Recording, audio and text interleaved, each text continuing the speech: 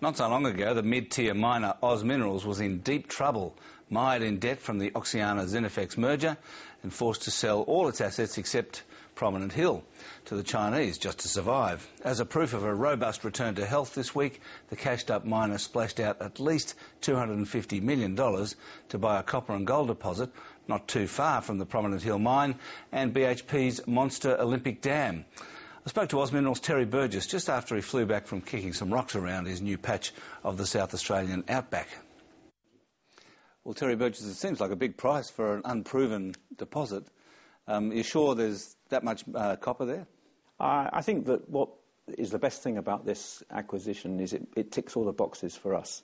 So we clearly said that we're going to look for something that's in copper, it's in the right jurisdiction, and it has the capacity to produce between 50 and 150,000 tonnes a year of copper. So it ticks all those boxes, and we do think that there is the prize at the end after we've done the necessary exploration and technical assessment. So we're very pleased. Tell us a bit about the history of the deposit and the guy who found it and how you came about just learning that it was on the market and buying it. It's a very interesting story, and I think it's part of the work that the South Australian government have done to support mining in the region. And Rudy Gomez, who was the prospector who found Carrapateena, actually utilised those funds, and it was in one of the very early stages of the exploration program that he actually drilled the Carrapateena discovery hole. So we've heard that this asset could be up for sale. And there's been a tender process and a number of discussions that have been held over the last year or so, some of which we participated in and some of which we stepped away from, but ultimately we ended up buying the asset. Well, it seems pretty neat because Prominent Hill has an 8-year mine life currently, and this seems to be about to start in 8 years' time. So it seems that there's a sort of a continuous program there. But in fact, Prominent Hill had 8 years of mine life last year as well. So are you actually going to keep extending the mine life of Prominent Hill and end up with 2 mines? That's certainly the objective.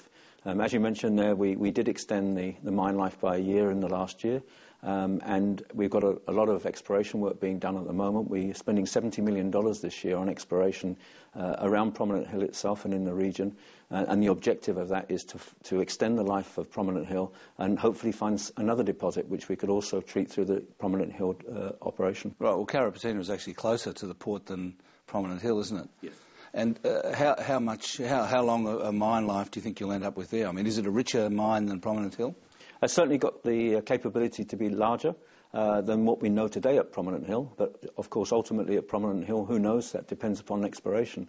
But certainly we will be looking at having the 2 operations in time to come. And then you can imagine there will be some synergies between those 2 operations because of the proximity and the jurisdiction of South Australia. So how much cash do you have left after writing the cheque for $250 million? We've got $750 million worth of cash that's going to be available for growth.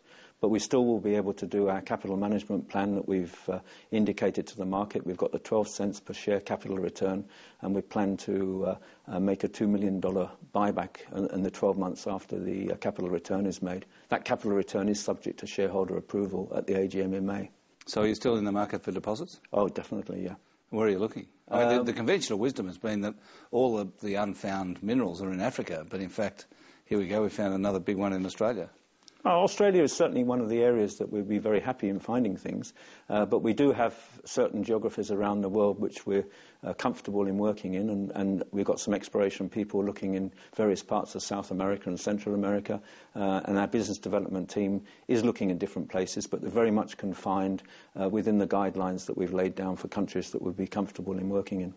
Has anyone been trying to take you over? I mean, I suppose you've got this protection of having Prominent Hill in Woomera, so there's a potential defence problem, but is anyone sniffing around your company? No. I mean, there's no one who's been knocking on our door, but I think there would be a number of companies that could do that, even with the fact that we're in Woomera. It doesn't provide a takeover protection? No, I don't think so. I think we're takeover sensitive rather than some sort of prevention from other people to look at us. What sort of company would you like to end up with, assuming you don't get taken over? How would you see yourself being a global miner of base metals? I think what we want to do is have a company that actually gives good returns to our shareholders, and I think we're driven by that value. Now, if we can grow larger and we continue to add value for our shareholders, that's what we will do. But we're certainly not going to rush into any opportunities unless we see the value. And I think you've seen that in the last 12 to 18 months with the company, where we've been very disciplined in the approach that we've taken and only done things that add value for our shareholders. There was some talk about the possibility of rare earths at Carrapateena, and that's been a market that's kind of taken off in recent times. There's a lot of excitement around that. Do you think there is potential for a rare earth mine at that site? There's certainly rare earths in the vicinity, and some of the test work that was done in the past indicated rare earths in the concentrate. But whether or not that's commercial is something that we'll have to look at. But our primary goal is for copper and gold out of Carrapateena at the beginning. Thanks very much for joining us, Terry Burgess. Thanks very much indeed.